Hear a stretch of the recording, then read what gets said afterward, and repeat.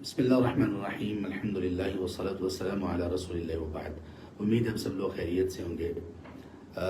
اس وقت ہم ایک کورس کی ریکارڈنگ کے سلسلے میں لاہور میں موجود ہیں، اور یہ کورس ہے طلب علم سے متعلق کچھ آداب۔ سبحان اللہ، اس میں بہت ساری چیزیں ہیں جو ہم سب کو سیکھنی چاہیے، لیکن ابھی ایک چیز ایسی تھی کہ میرا دل چاہا کہ آپ لوگ بھی اس کو سیکھنے میں شریک ہو جائیں۔ وہ چیز یہ ہے کہ اخلاص کی راہ میں جو چیزیں رکاوٹ ہیں طلب علم کے سلسلے میں، ایک دین کے طالب علم کے لیے جو چیزیں ضروری ہیں ان میں سے ایک بنیادی چیز اخلاص ہے، اور اس اخلاص کو ختم کرنے والی یا اس کو ڈیمیج کرنے والی جو چیزیں ہیں ان کے بارے میں اسلام نے ہمیں مکمل تعلیمات دیں۔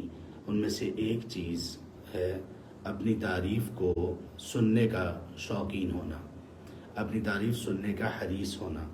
یہ ایک ایسی چیز ہے کہ جس کے متعلق اسلام کی بالتفصیل رہنمائی موجود ہے، اور آپ صلی اللہ علیہ وسلم کے کئی ایک فرامین موجود ہیں۔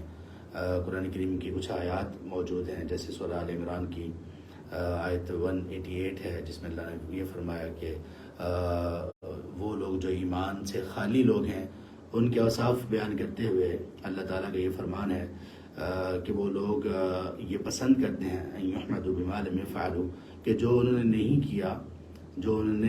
کیا اس پر بھی ان کی تعریف کی جائے۔ ایک تو یہ ہے کہ انسان کا خود اگر اس نے کچھ اچھا کیا ہے تو اس کی تعریف سننے کا مشتاق ہونا، اس کی حرص اس میں ہونا، یہ خود ایک خطرناک بات ہے انسان کے لیے۔ اور اللہ کے رسول صلی اللہ علیہ وسلم نے تو یہ کہا کہ جو کسی کی تعریف میں مبالغہ آرائی سے کام لیتا ہے اس کے منہ میں مٹی دھونس دو۔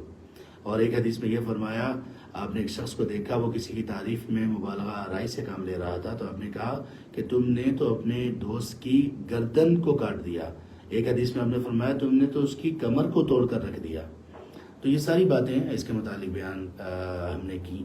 ایک بات جس کی طرف ابھی توجہ دلانا چاہتا ہوں، اللہ کے رسول صلی اللہ علیہ وسلم سے یہ پوچھا گیا، صحیح مسلم یہ حدیث ہے کہ اللہ کے رسول ایک شخص ایک خیر کا عمل کرتا ہے، اچھا عمل، اس پر اس کی تعریف کی جاتی ہے، یعنی اس کے دل میں یہ نہیں ہوتا کہ میری تعریف کی جائے، لیکن اس خیر کے عمل کے بعد اس کی تعریف کی جاتی ہے۔ تو اللہ کے رسول صلی اللہ علیہ وسلم اس کو آپ کیسے خیال کرتے ہیں؟ تو آپ نے فرمایا تل کا عاجل بشرا المؤمن، یہ تو مومن کو ملنے والی ایک جلدی مل جانے والی خوشخبری ہے۔ مومن کے لیے خوشخبریاں کیا ہیں کہ مومن کے لیے اللہ تعالیٰ کے ہاں بہت اچھا انجام ہے، اللہ تعالیٰ کے ہاں اس کی رضا ہے، اللہ کے چہرے کا دیدار ہے، جنت ہے۔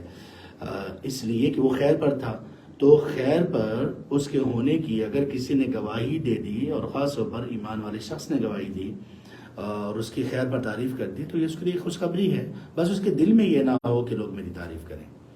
یہ بات تھی۔ یہاں پر ہم نے ایک نصیحت کی اپنے طلاب العلم کو، وہ یہ کہ دیکھیے خیر کے کام پر ہماری تعریف ہونا، ایسے لوگ اگر ہوں میسر آ جائیں تو یہ بھی ایک اچھی بات ہے، جبکہ ہماری نیت کسی خیر کے کام میں یہ نہ ہو کہ ہماری تعریف ہو۔ لیکن ایک بات یاد رکھیے کہ ایک بہت بڑا سرمایہ ہے ہمارے لیے، جو بہت سارے لوگ اس کو سرمایہ سمجھتے نہیں ہیں۔ ایک بہت بڑی نعمت ہے، بہت سارے لوگ اس کو نعمت سمجھتے نہیں ہیں، اور اس وجہ سے وہ سرمایہ اور اس نعمت سے محروم ہو جاتے ہیں، اس کو کھو دیتے ہیں۔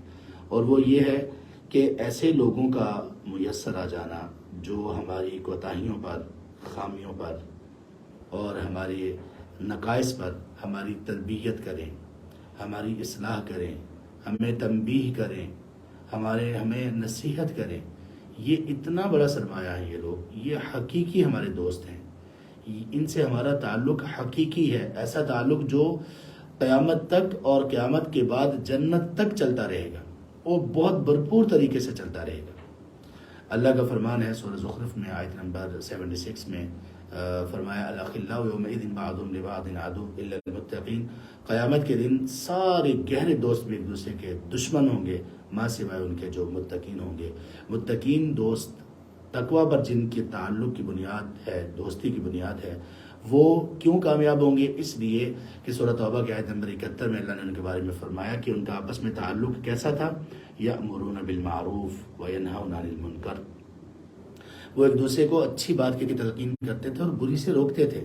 سورہ حجرات میں اللہ نے فرمایا آیت نمبر 10 میں، انما المؤمنون اخوہ فاصلحوا بین اخویکم، دیکھو مومن آپس میں اخوت کے رشتے میں بندھے ہوئے ہیں، سو تم ایک دوسرے کی اصلاح پر قائم ہو جاؤ، ایک دوسرے کی اصلاح کرو. واتقوا اللہ، اور اللہ کا تقوی اختیار کرو اس معاملے میں کہ تم ایک دوسرے کی اصلاح میں اگر کوئی کمی اور نقص کرو، اللہ سے ڈر جاؤ، اللہ کا تقوی اختیار کرو. اور اگر تم اصلاح پر کھڑے ہو جاؤ گے ایک دوسرے کی، لعلکم ترحمون، تو پھر تم رحمت کے مستحق بن جاؤ گے. تو اللہ کے لیے ایسے اگر لوگ آپ کی زندگی میں میسر ہیں، اگر ایسے لوگ آپ کو اللہ کی طرف سے عطا ہو چکے ہیں کہ جو آپ کی کوتاہی خامیوں پر آپ کی اصلاح کرنے والے ہیں، تو ان کو برا نہ جانیے، یہ بہت بڑا سرمایہ ہے. اور اگر ان کو آپ نے کھو دیا تو آپ نے اپنا اتنا نقصان کیا کہ جس کا آپ پھر ادراک نہیں کر سکتے. اللہ ہمیں بھی ایسے لوگ میسر کر دیں جو ہماری خامیوں پر، ہمارے نقائص پر بہترین طریقے سے ہماری اصلاح بھی کریں. اور اللہ تبارک و تعالیٰ واقعی ہمیں بھی ایسا بنا دیں کہ جو واقعی جو اللہ کی نظر میں حقیقی مومن ہو، جو امر بالمعروف اور نہی عن المنکر کی بنیاد پر ہوں.